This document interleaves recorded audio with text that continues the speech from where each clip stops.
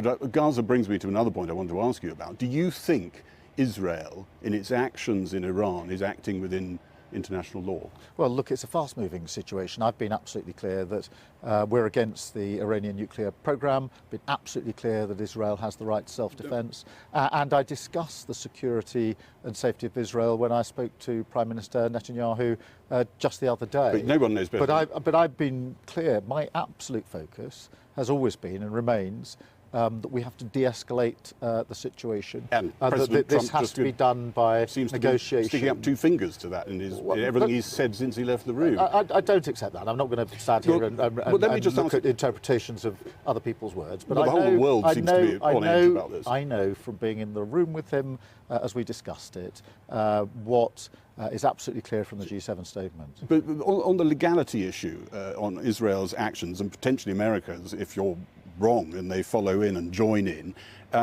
you think that Israel is under actual or imminent threat from Iran? Well, otherwise you presumably would say they weren't acting. This is a inside international law, complicated situation. I'm absolutely clear in my mind that we need to de-escalate, and that's what I'm absolutely focused on. But are they within international law? As I've been in all the discussions here, in all of my comments it's reasonable about to ask this, you that, and is there in the G7. It's reasonable to ask you. You were an opponent of the Iraq War, 2003.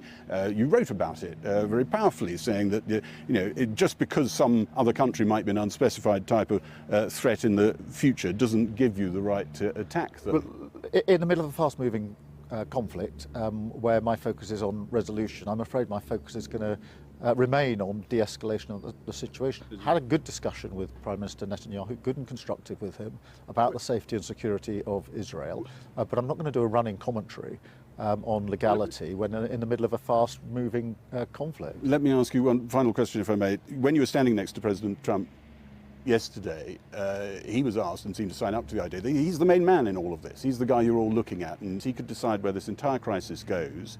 Can the British people sleep safe in their beds knowing that? Yes, and I'm very pleased to have a good relationship with him. The history between our countries has always been of the closest of allies on defence, security, on intelligence. I happen to have a good relationship with him.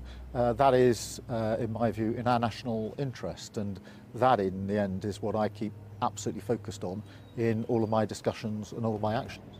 Prime Minister, thank you for your time. Thank you.